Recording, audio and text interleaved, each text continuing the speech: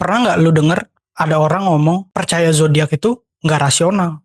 Atau milih salah satu paslon pas pilpres itu juga nggak rasional? Atau hal-hal lainnya yang dibilang nggak rasional? Sebenarnya rasional ini sering banget kita gunakan dalam kehidupan kita sehari-hari. Sering banget kita dengar kata rasional ini. Tapi pernah nggak sih lu kepikiran? Apa sih arti rasional itu?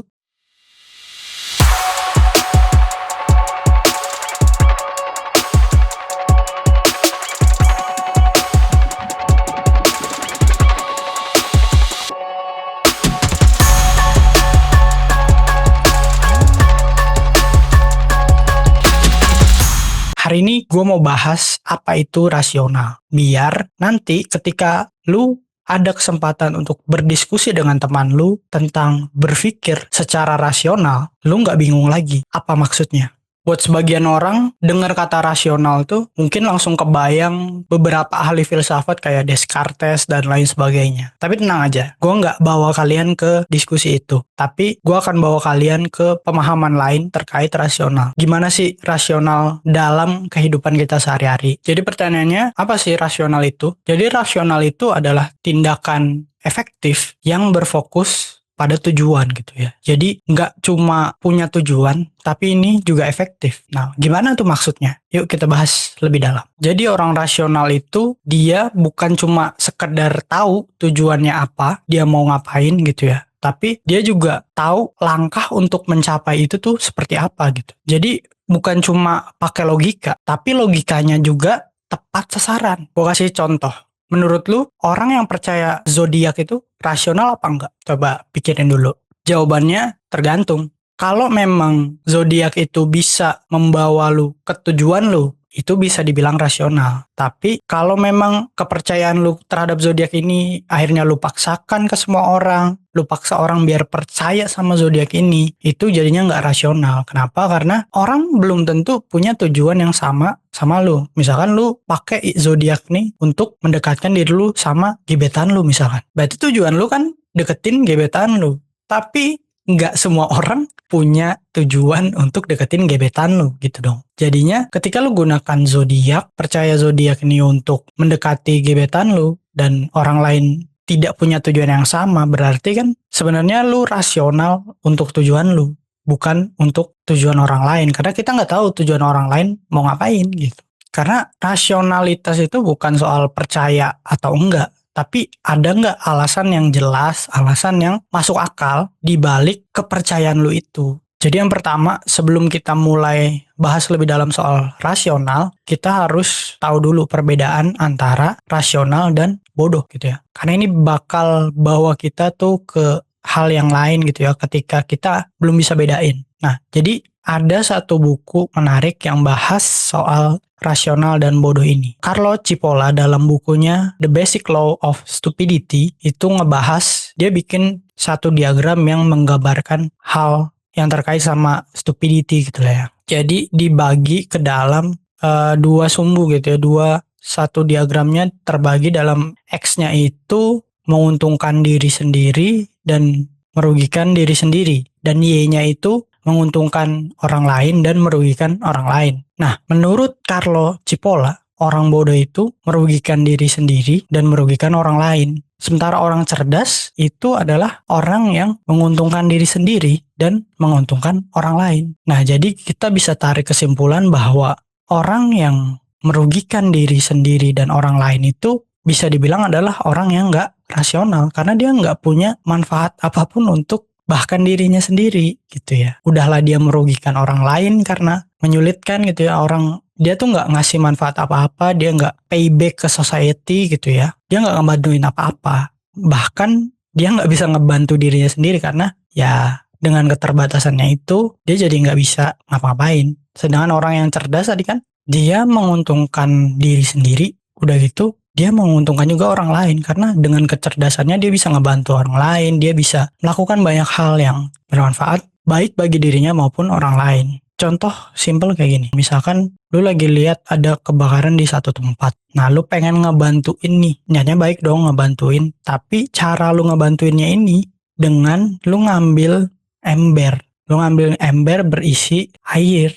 Nah, lu siram tuh, berharap apinya bakal makin lama makin padam gitu ya. Cuman masalahnya yang terbakar ini bukan satu ruangan kecil, melainkan satu gedung besar yang apinya tuh gede banget gitu. Udah pasti satu ember ini nggak cukup untuk memadamkan api yang sebesar itu, sebesar gedung itu. Sebenarnya bagus niatnya, mungkin perlu ditambah aja gitu ya. Itu adalah contoh dari bedanya rasional dan bodoh gitu ya. Ini bisa dibilang ya oke lah, masih rasional, masih bisa masuk di akal. Tapi karena tujuan lu untuk memadamkan api yang lagi menyala di sebuah gedung besar, tentunya solusi yang lebih baik bukan menyiramkan satu ember air gitu ya. Lebih bagus mungkin solusinya lu panggil pemadam kebakaran yang dia punya alat yang bisa memadamkan api itu. Karena pemadam kebakaran kan alatnya canggih dong, dan volume airnya pun bakal lebih besar dibanding yang lu siram dari ember tadi. Yang otomatis tujuan lu untuk memadamkan api di gedung itu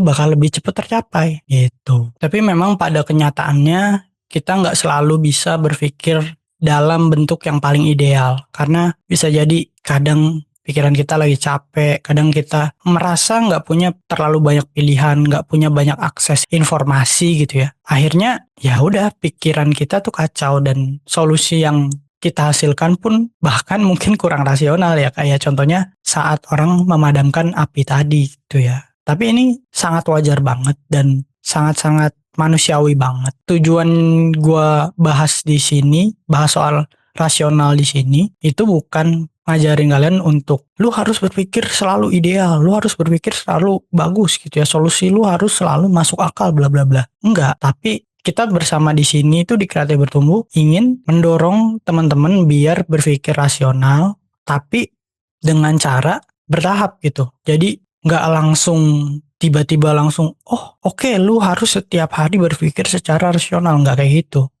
Jadi tetap ada prosesnya. Ya mungkin di awal-awal teman-teman otaknya nggak akan terbiasa untuk berpikir secara rasional karena sehari-harinya mungkin kurang digunakan tuh mindset berpikir rasionalnya gitu. Jadi ya mungkin teman-teman udah kebiasaan mikirnya kayak ya udah sekenanya teman-teman aja, sedapatnya teman-teman aja. Karena yang penting dari semua ini tuh bukan di kesempurnaannya, tapi penalaran di baliknya ini yang perlu kita asah gitu.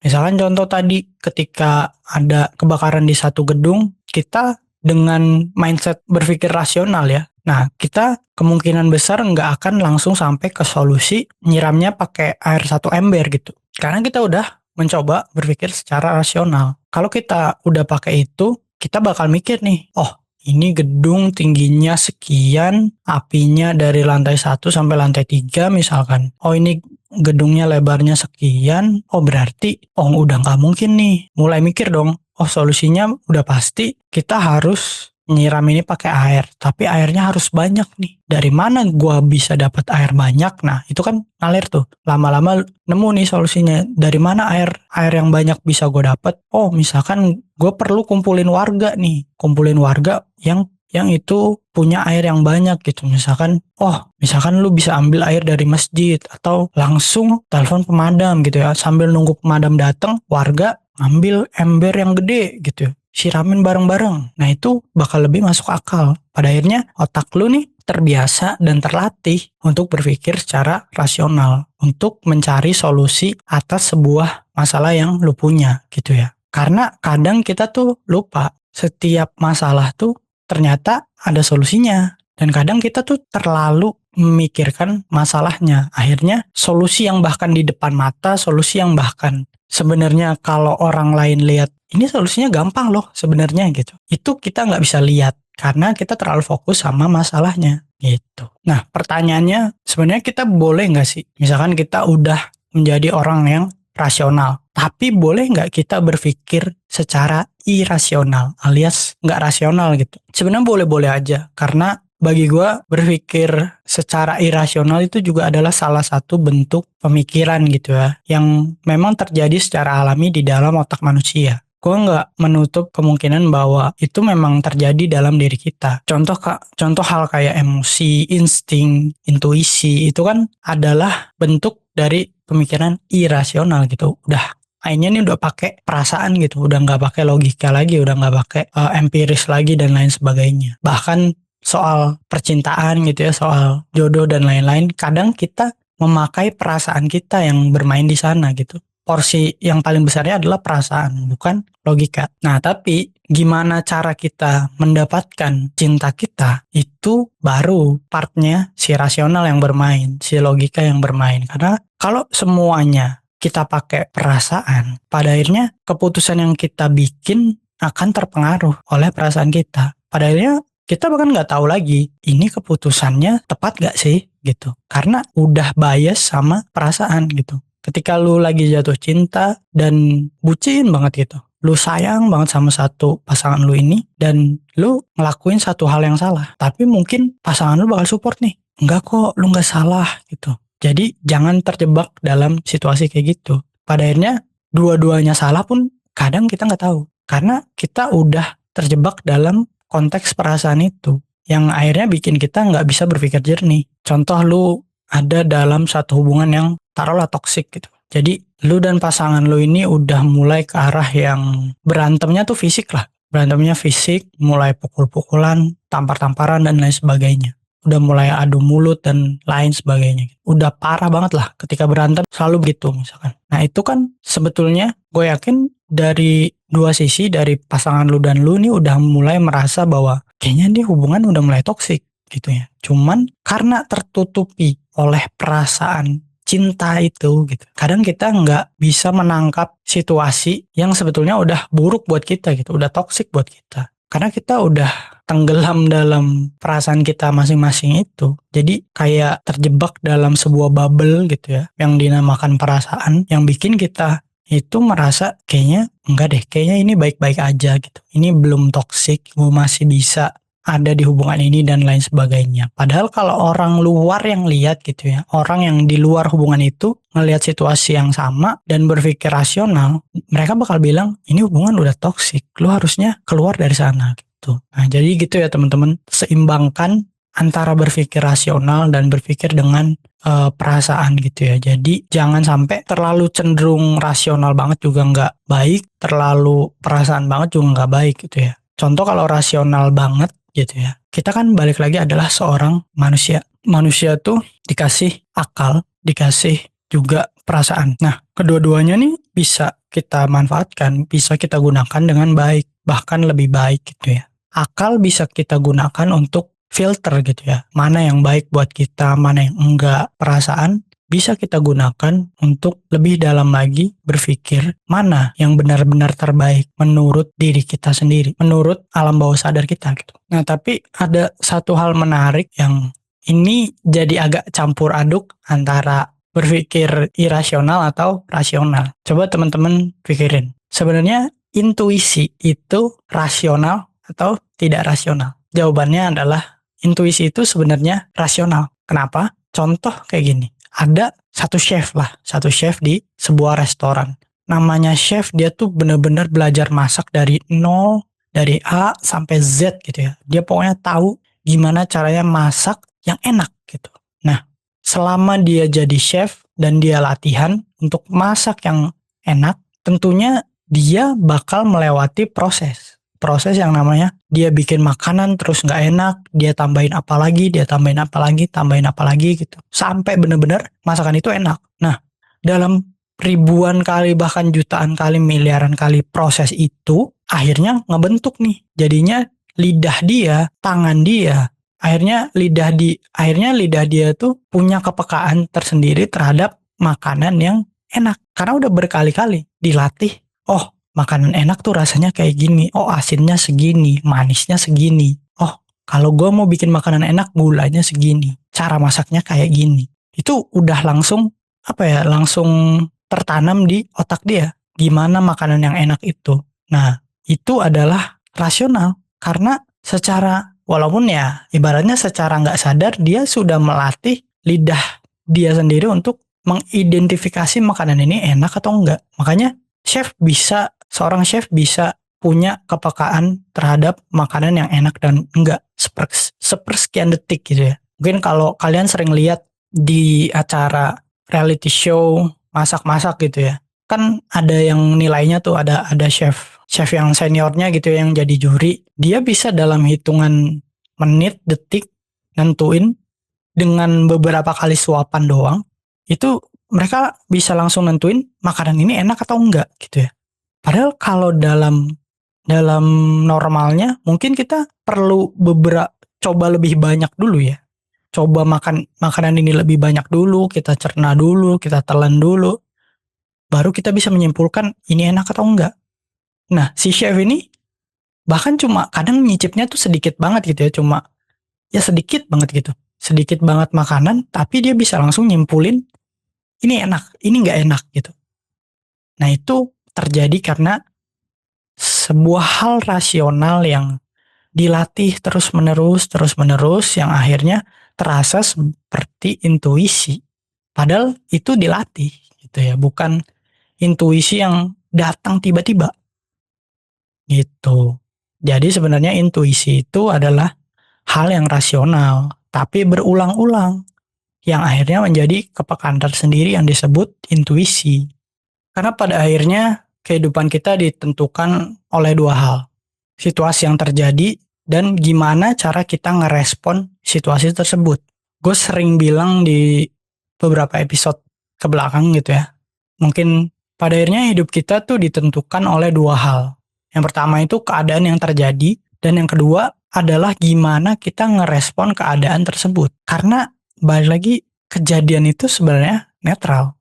Itu jadi negatif, itu jadi positif, itu adalah respon kita yang bermain di sana. Ketika responnya negatif, kejadian yang netral tadi bisa jadi negatif.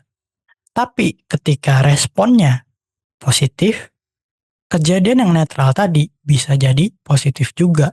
Jadi gimana caranya kita jadi ini adalah soal gimana caranya kita tuh mengontrol respons kita ketika ada suatu hal yang terjadi dalam diri kita. Apakah kita langsung berpikir secara rasional atau justru mengedepankan emosi kita. Nah, yang gue mau tekankan di sini adalah dalam episode ini gue nggak mau bikin kalian menjadi manusia yang seperti robot gitu ya, nggak punya perasaan, mikirnya rasional terus, logika terus, tanpa memikirkan sisi empatinya dan lain sebagainya. Tapi gue mau coba ngajak kalian tuh buat berpikir lebih berimbang gitu ya, antara rasional dan emosional. Jadi biar apa? Biar keputusan-keputusan yang ada dalam hidup kita itu bakal lebih baik gitu ya. Walaupun balik lagi soal hasil itu bukan urusan kita, itu urusan Tuhan, urusan Allah gitu ya. Tapi ada baiknya kita sebaik mungkin menjalani prosesnya. Kita perbaiki prosesnya. Yang kita bisa improve terus, yang kita bisa perbaiki terus kan prosesnya. Soal hasil, kembalikan lagi kepada Tuhan, kepada Allah gitu. Nah, tapi kalau misalkan kita cuek sama prosesnya, ya gimana kita mau dapat hasil yang kita inginkan itu. Toh kita aja nggak tahu prosesnya kayak apa. Balik lagi kalau kata Albert Einstein, kalau kalian mengharapkan hasil yang berbeda dengan proses yang sama, itu namanya kalian gila. Jadi gimana caranya proses yang kita jalani dalam kehidupan kita, misalnya kita punya tujuan tertentu, gimana caranya prosesnya itu meningkatkan kemungkinan agar kita mencapai tujuan kita tadi. Jadi kalau misalkan kita masih bisa mikir kayak, ini bener nggak sih arahnya, ini kemana ya gitu, itu berarti kalian masih berpikir secara rasional, masih membuka peluang untuk pertumbuhan diri gitu ya. Karena pada akhirnya kalian akan evaluasi lagi, perbaiki lagi gitu ya, dari pertanyaan-pertanyaan kayak gitu. Nah, yang bahaya adalah ketika kalian bahkan nggak tahu sebenarnya kalian butuh perbaikan. Nah, itu adalah hal yang sangat berbahaya. Jadi sebisa mungkin kalian harus tahu dulu nih, di mana posisi diri kalian sekarang.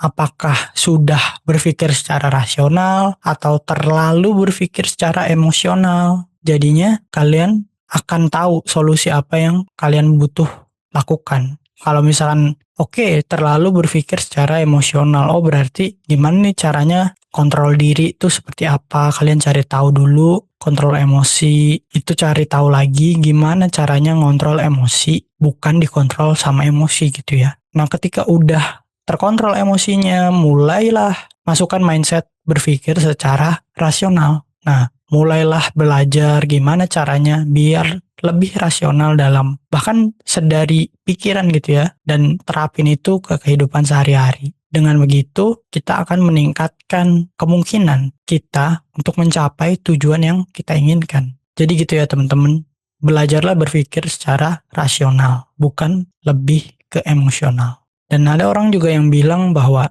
jangan ambil keputusan dalam 3 situasi. Ketika kita lagi sedih banget, lagi seneng banget, lagi marah banget. Karena ketiga situasi itu kita sedang dikuasai sama emosi kita. Ketika sedih banget, bisa jadi keputusannya sangat-sangat terpengaruh oleh kesedihan kita. Ketika kita marah banget, bisa jadi keputusan kita akan dipengaruhi sangat besar oleh amarah kita. Dan ketika kita senang banget, bisa jadi kita memilih apapun yang bikin kita senang banget. Jadi, kontrol emosi kita sebelum mengambil keputusan. Biar keputusannya itu meningkatkan kemungkinan untuk mencapai tujuan. Mungkin segitu dulu dari episode kali ini. Thank you udah dengerin sampai akhir. Buat kalian yang lagi bertumbuh dari segi apapun, knowledge, skill, attitude, mari kita bertumbuh bersama di Kreatif Bertumbuh Podcast.